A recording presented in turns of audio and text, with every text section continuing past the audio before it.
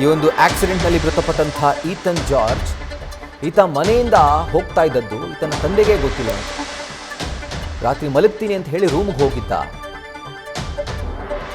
ಆದರೆ ಫ್ರೆಂಡ್ಸ್ ಜೊತೆಗೆ ಆತ ಲಾಂಗ್ ಡ್ರೈವ್ಗೆ ಹೋಗಿದ್ದಾನೆ. ಮನೇಲಿ ಹೇಳಿದ್ದು ಸುಳ್ಳು, ಅಂದರೆ ಮಲಗ್ತೀನಿ ಅಂತ ಹೇಳಿ.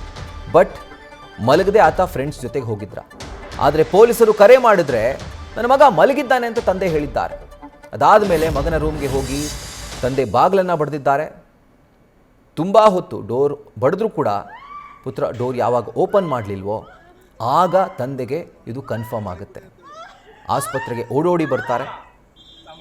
ಇನ್ನು ಆಸ್ಪತ್ರೆಯಲ್ಲಿ ಮಗನ ಮೃತದೇಹವನ್ನು ನೋಡಿ ಈತನ ತಂದೆ ಶಾಕ್ಗೆ ಒಳಗಾಗಿದ್ದಾರೆ.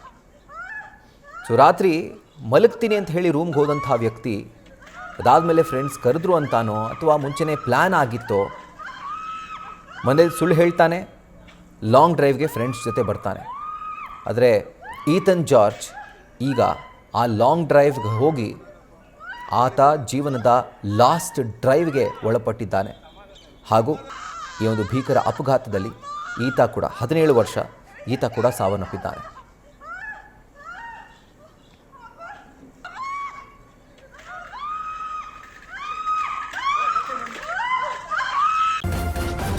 ನ್ಯೂಸ್ ಫಸ್ಟ್ ನಿರ್ಭೀತಿಯಿಂದ ನಿಮ್ಮ ಪರವಾಗಿ.